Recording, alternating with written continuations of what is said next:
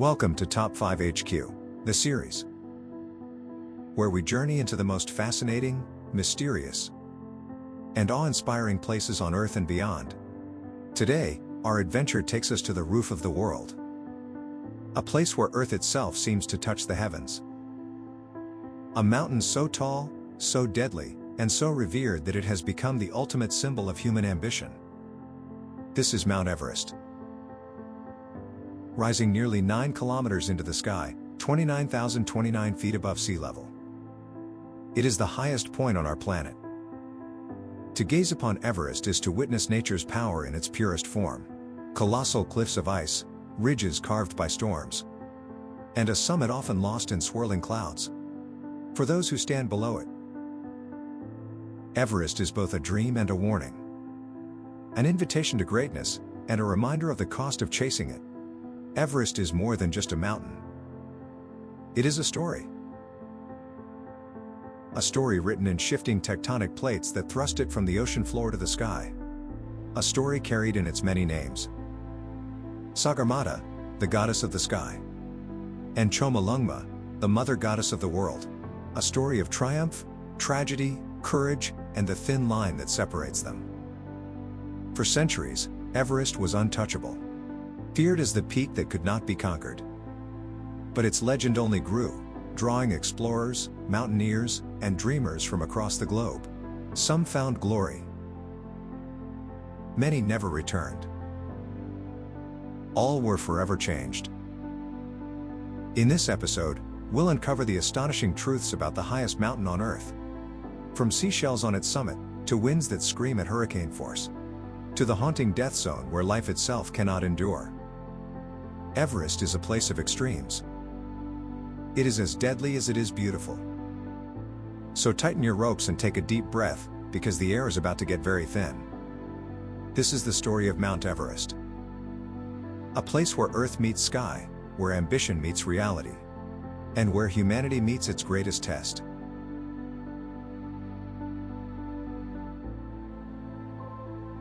Mount Everest.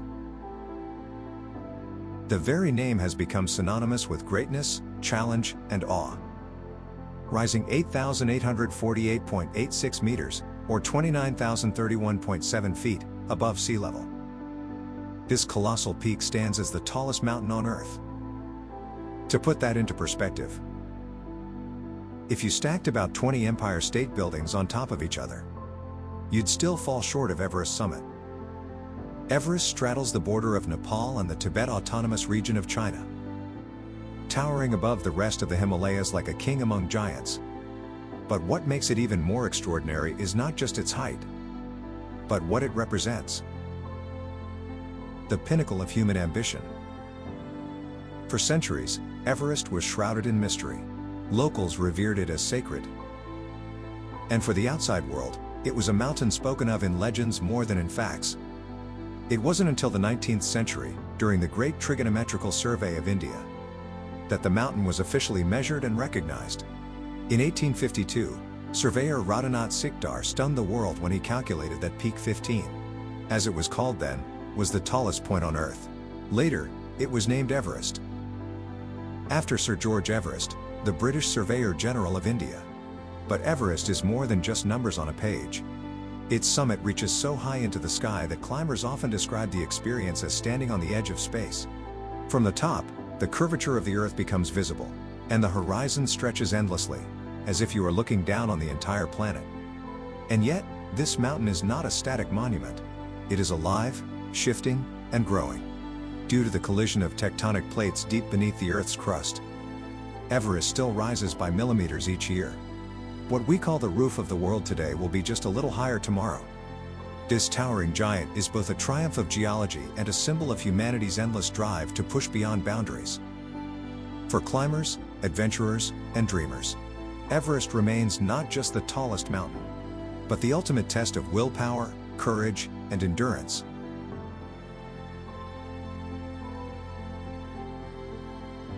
For all its might and majesty, Mount Everest is not a frozen monument locked in time.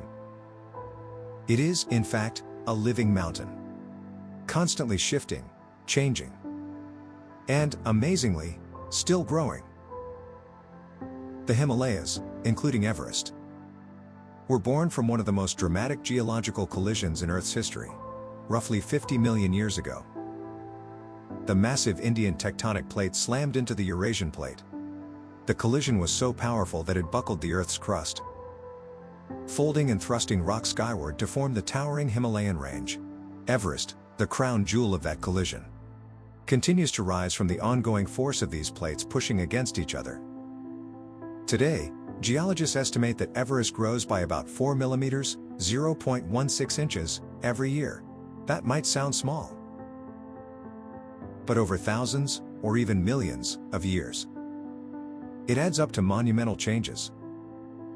Imagine, the Everest we stand in awe of today is taller than the Everest that existed in the time of the pharaohs, taller than the Everest witnessed by ancient civilizations. And it will be taller still for generations to come.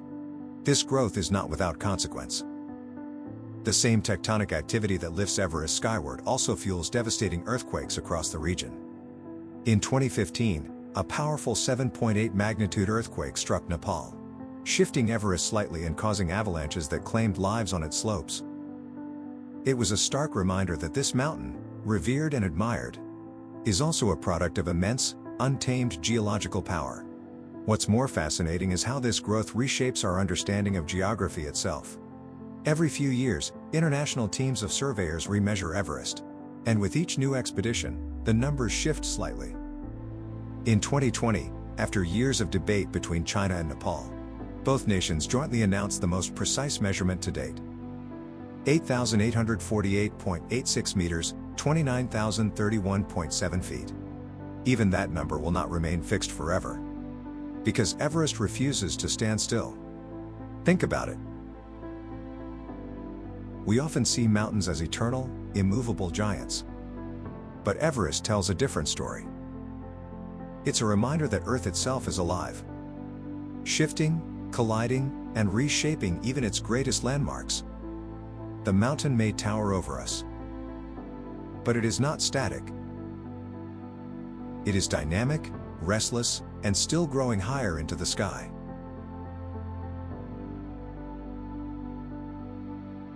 And as if the idea of the tallest mountain on Earth still rising weren't astonishing enough, Everest holds yet another secret. One that takes us not just higher into the sky, but back millions of years into the planet's past.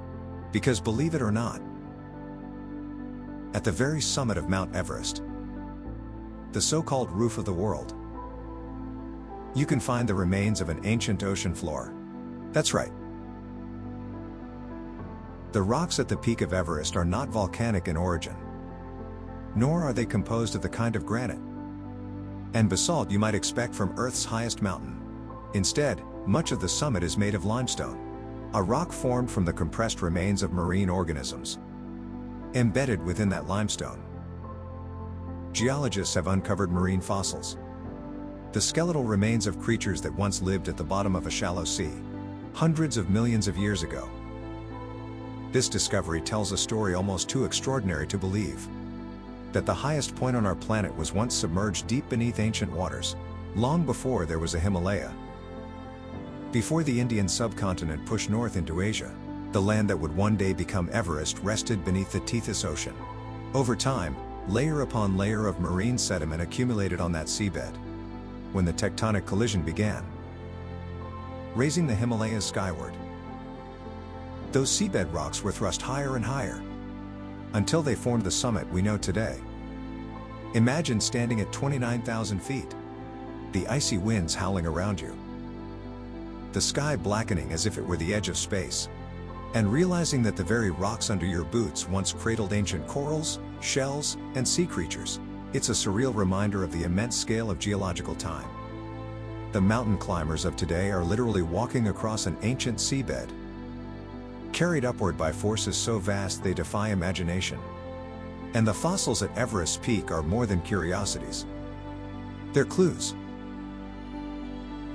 They help scientists reconstruct the timeline of plate tectonics, the story of the Indian subcontinent's northward drift, and the violent birth of the Himalayas. These fossils are silent witnesses, carried on a 50-million-year journey from ocean depths to the highest place on Earth. So while Everest's grandeur may inspire climbers, its rocks tell a deeper truth. That even the mightiest mountains are temporary, fragile expressions of Earth's shifting surface. The summit that scrapes the sky was once drowned in salt water, proving that our planet is in a constant state of transformation.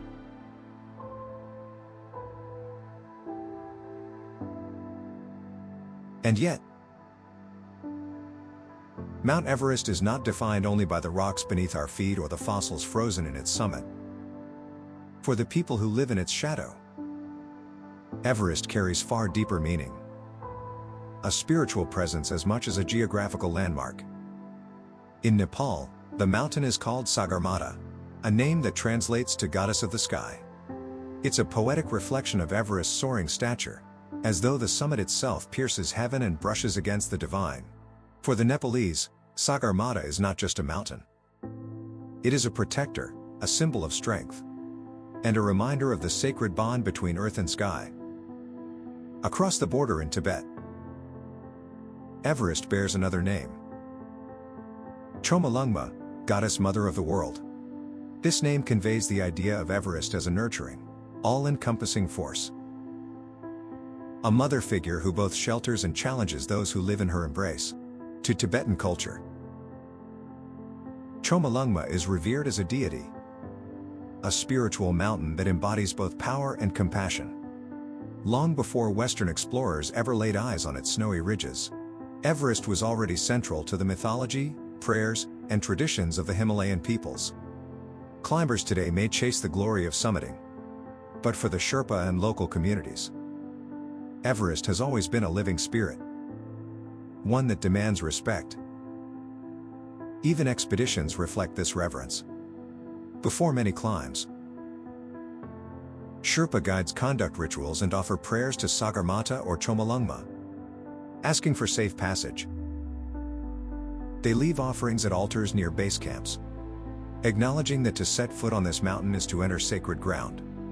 It's humbling to realize that while the rest of the world calls it Everest, a name given in the 19th century by British surveyors, the people closest to it have always recognized it as something far more profound. Not just a peak to conquer, but a goddess to honor.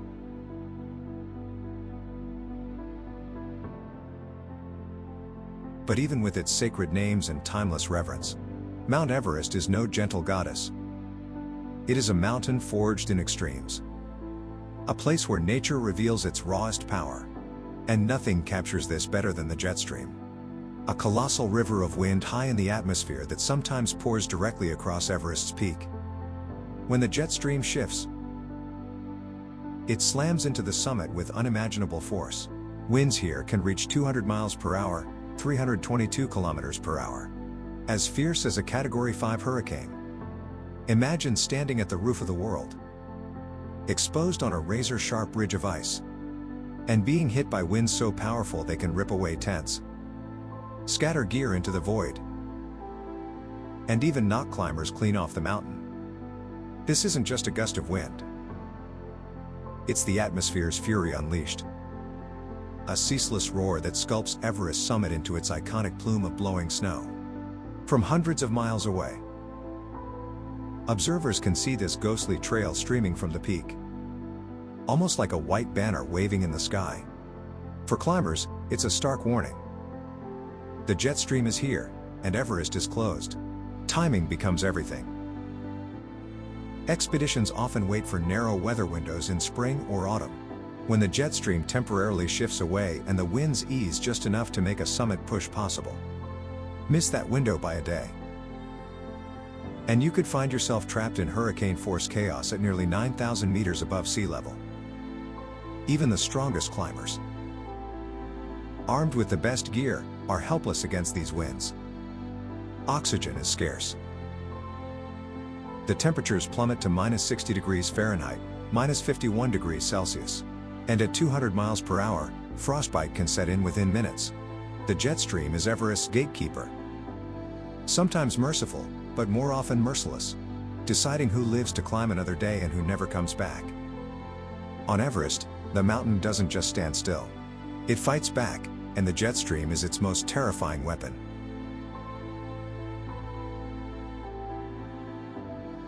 And if the winds of the jet stream weren't already enough to test the limits of human endurance, Everest has yet another boundary waiting near its summit, one that doesn't just challenge climbers, but actively works against their survival.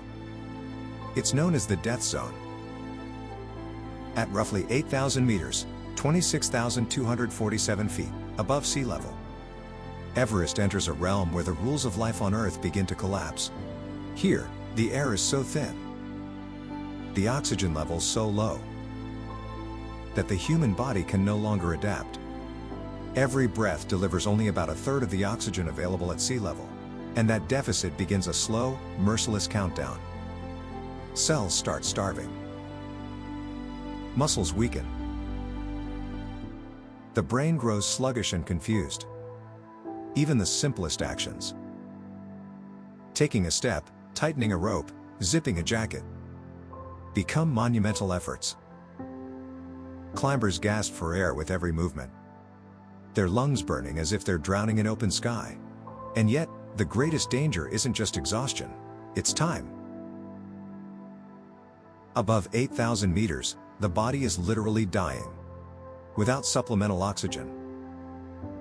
Survival is measured in hours, not days. Blood thickens. Organs shut down. The brain swells, leading to hallucinations, irrational decisions, or a deadly condition known as high-altitude cerebral edema. The lungs can fill with fluid in high-altitude pulmonary edema, leaving climbers gasping like fish out of water. The death zone has claimed countless lives on Everest. Some climbers collapse from sheer fatigue, others from sudden altitude sickness, and some simply cannot descend in time. Their bodies, preserved in the ice and snow, remain scattered across the upper slopes, silent markers of how unforgiving this realm truly is.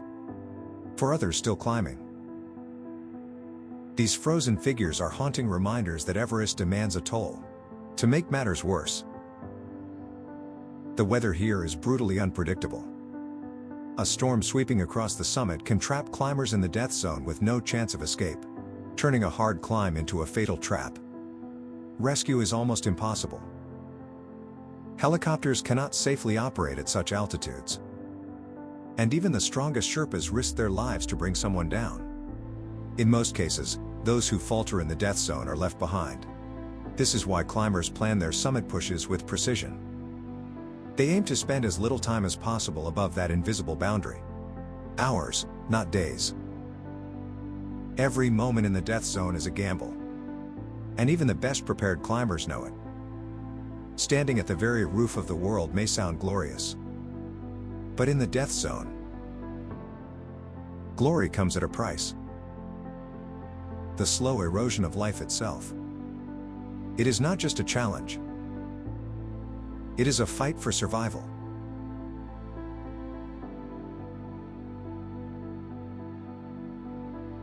And for those who dare to pass through the death zone, survival is never guaranteed.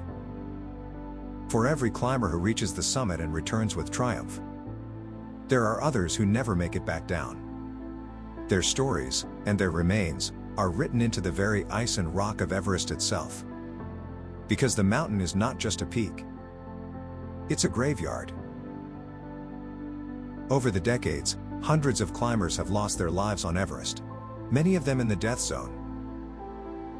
At such extreme altitudes, recovery is nearly impossible. Helicopters can't reach. Rescue missions are too dangerous, and the terrain is too unforgiving. That means the bodies of fallen climbers often stay exactly where they fell, frozen in time by the cold, preserved for decades in the snow. Some are hidden beneath drifts of ice, their final resting places lost to the mountain. Others remain visible along the climbing routes, their bright jackets faded but still recognizable to climbers pushing toward the summit. They become grim landmarks, silent warnings of the cost Everest can demand. One of the most infamous examples is Green Boots, the body of a climber lying in a small cave near the Northeast Ridge Route. For years, his neon green boots became a chilling waypoint for climbers ascending toward the top. He is just one of many, but his presence underscores a reality. Everest is as much a memorial as it is a mountain. But the haunting reminders don't stop with the bodies.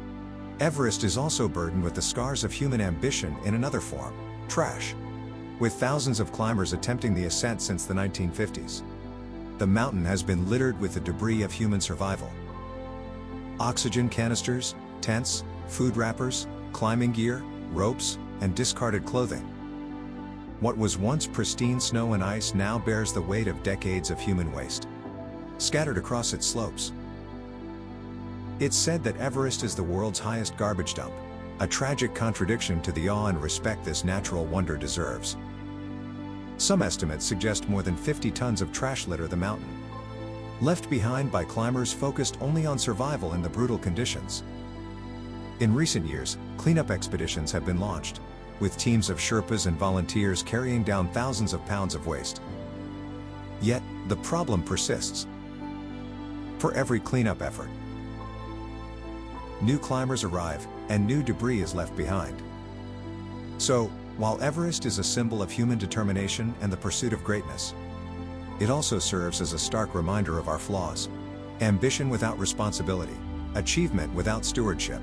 The mountain stands tall, untouched by time, but scarred by those who came seeking glory, only to leave behind a trail of ghosts and garbage.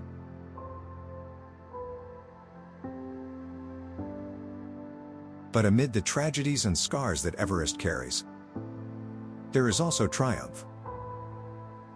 Moments when human spirit and determination overcame impossible odds.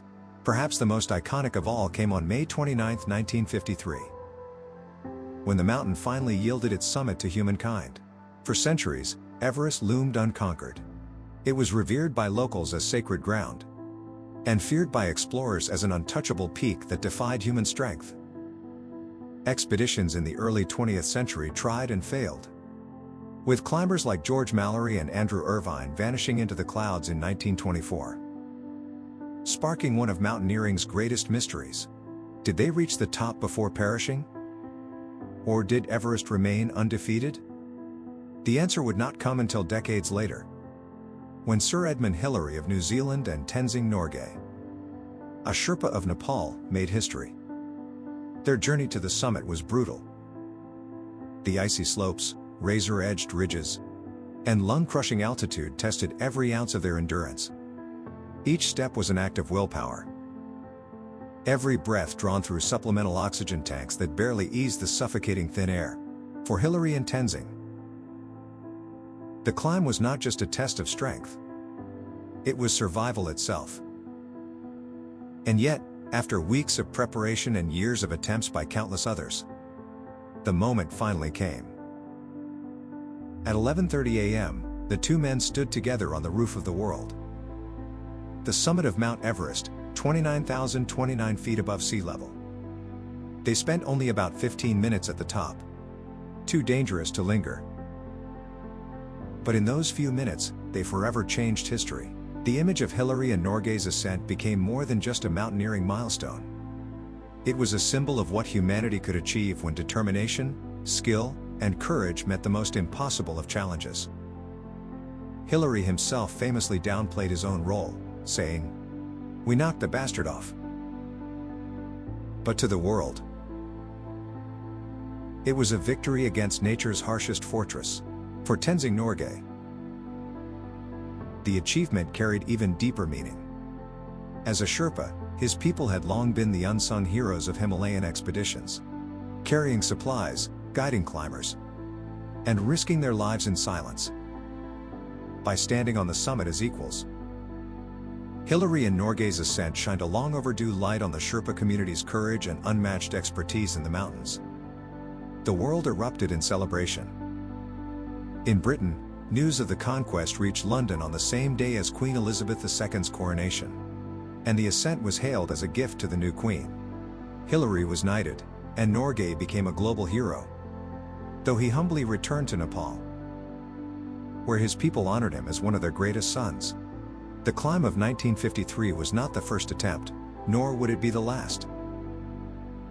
but it was the one that proved the impossible could be done. Mount Everest had been conquered, and humanity's relationship with the peak would never be the same. Yet, as history shows, reaching the top was only one chapter in the story. For Everest is not a mountain that yields once and is forgotten. It continues to challenge, to take lives, and to lure new climbers into its icy embrace.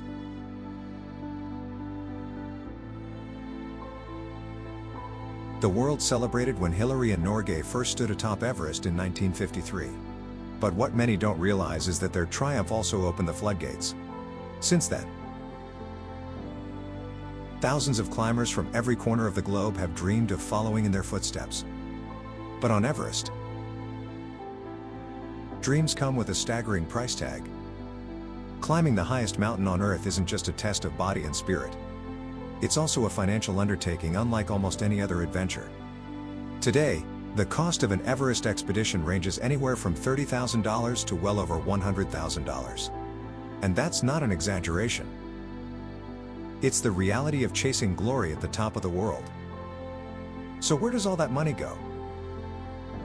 First, there are the permits. The governments of Nepal and China, who share access to the mountain, charge thousands just for permission to climb. In Nepal, a climbing permit alone can cost as much as $11,000 per person. And that's just the paperwork. Then there's the logistics. Climbers need experienced guides, Sherpas, and entire support teams to have any chance of survival. These aren't optional luxuries. They're lifelines. Sherpas carry supplies, fix ropes, set ladders across treacherous crevasses, and guide climbers through the most dangerous stretches. Their expertise and courage come at a price. But without them, Everest would remain unclimbable for most. Next comes the gear. Everest isn't a mountain you can take on with a simple backpack and a warm coat. Climbers require specialized high-altitude clothing, insulated boots, crampons, harnesses, helmets, tents, sleeping bags, stoves, food supplies, and, most importantly, bottled oxygen. Each oxygen cylinder costs hundreds of dollars, and climbers often need several to survive the death zone. Even reaching the base camp involves significant expenses. Flights into Nepal, transport of gear, and weeks of preparation. Add in insurance, training climbs, and contingency costs for emergencies, and the numbers skyrocket quickly. It's no wonder that only the wealthy or those who secure sponsors can afford to attempt Everest. For many, the climb is less about personal challenge and more about prestige, an expensive trophy to showcase achievement. But for others, it is the ultimate test, worth every dollar if it means standing on the roof of the world. Yet, the price of Everest isn't just measured in money. Climbers spend years of their lives preparing, training, and sacrificing to get there. And still, even after investing a small fortune, success is not guaranteed. The mountain has no regard for wealth, no matter how much money is spent. Everest makes the final decision on who lives, who dies, and who reaches its icy crown. It is, in every sense, the most expensive gamble on Earth.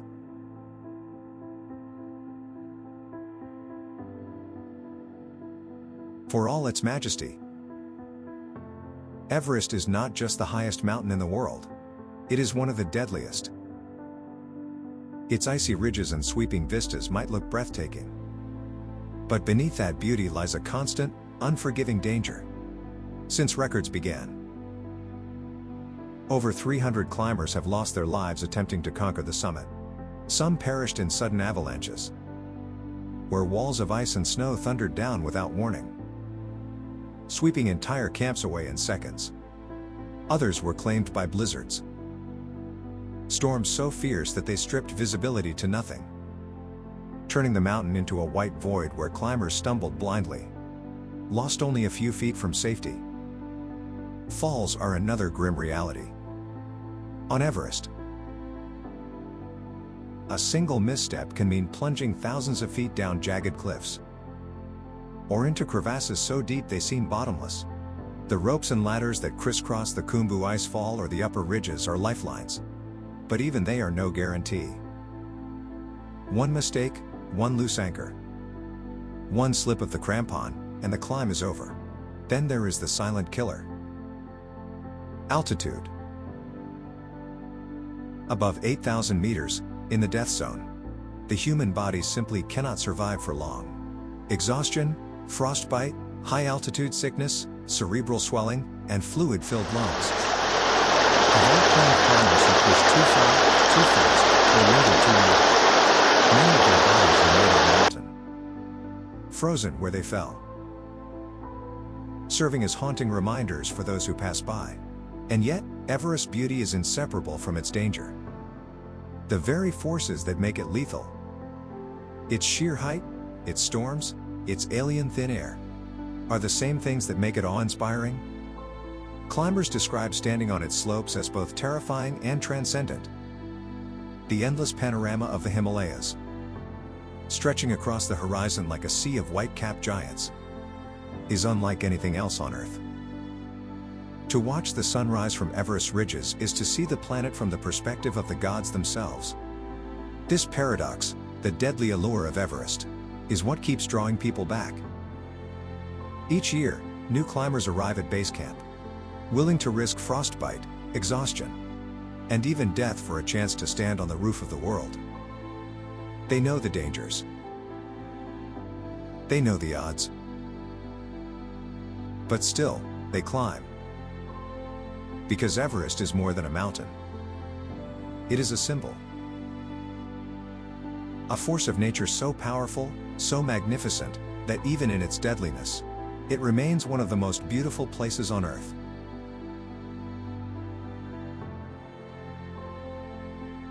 And there we have it. The story of Mount Everest, the crown of our planet, from the shifting tectonic plates that thrust it into the heavens, to the fossilized seashells at its summit that whisper of ancient oceans. Everest is more than just a mountain. It is a living chronicle of Earth's history. Etched into rock and ice, soaring higher every year. We've seen how its names echo reverence. Sagarmatha, the goddess of the sky. And Chomolungma, the mother goddess of the world. Reminders that long before climbers sought to conquer it, Everest was revered as sacred. We've learned of its jet stream winds that roar like invisible hurricanes, of the thin air in the death zone that slowly kills the human body, and of the trails littered with gear and the frozen figures of those who never returned. Yet alongside this darkness, Everest is also a stage for greatness. It gave us the triumph of Edmund Hillary and Tenzing Norgay, who proved in 1953 that even the highest point on Earth could be reached through courage and determination. It continues to lure dreamers from around the globe, people willing to invest years of training, and often tens of thousands of dollars, for just a few fleeting moments at the top of the world. But Everest's greatest paradox remains this: it is deadly, yet beautiful. Every crevasse, every avalanche, every merciless storm reminds us that nature will always have the final word. And yet, from its slopes, the view is one of the most breathtaking sights imaginable. A vast panorama where the earth curves beneath you, where the sun ignites the Himalayas in golden fire, and where, for a brief moment, you stand on the very edge of the sky. Everest is not simply a mountain. It is a mirror of human ambition. A place that reveals our greatest strengths, our deepest flaws, and our endless desire to reach beyond limits. It has taken lives, inspired legends, scarred landscapes, and yet, it continues to captivate us. And so, the question remains: why do we climb? Is it to conquer the mountain? Or to conquer ourselves? One thing is certain: Everest will endure.